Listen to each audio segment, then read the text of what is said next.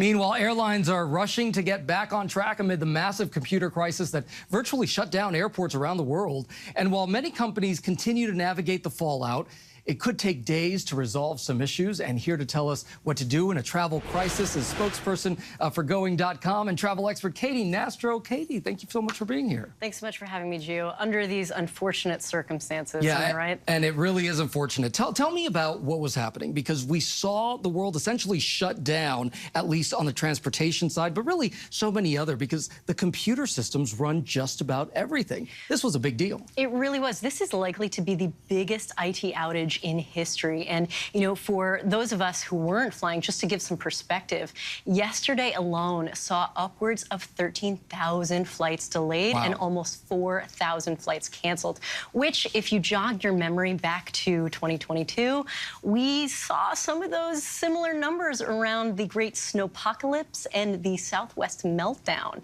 But, you know, what's really interesting is Southwest was actually one of the carriers that was sort of operating with zero cancellations and sort of came out unscathed. So anybody that was flying Southwest yesterday was pretty happy and you know, dealing with a less of a frustration all over. Wow, the irony of that. The irony. So one of the things that comes to mind, of course, is you're looking at people who are going on their trips. I was talking about my buddy who's texting me from his dream vacation. Right. Has nothing he can really do about it.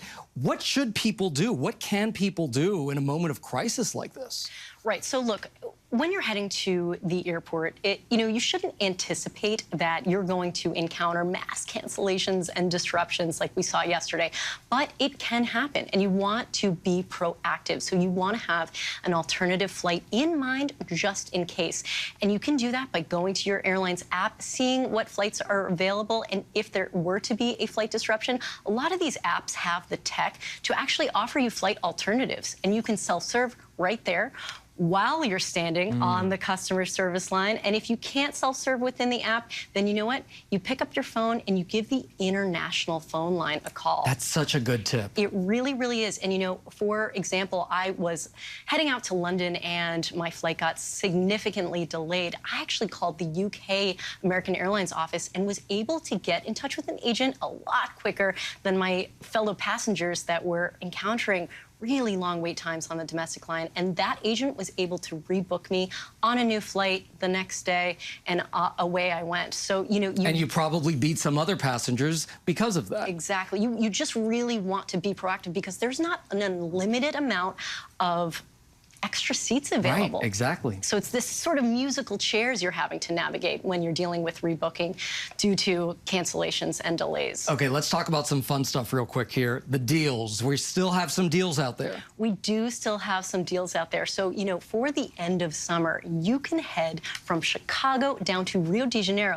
Take advantage of a little winter or opposite season arbitrage, as we like to say, and you know, it's $518 round trip, which is pretty incredible. Or you can take that Euro trip. I know a lot of us have been you know, fangirling over social media of other people that are in Europe. You can head from Boston to Dublin, $403 round trip, available at the end of August.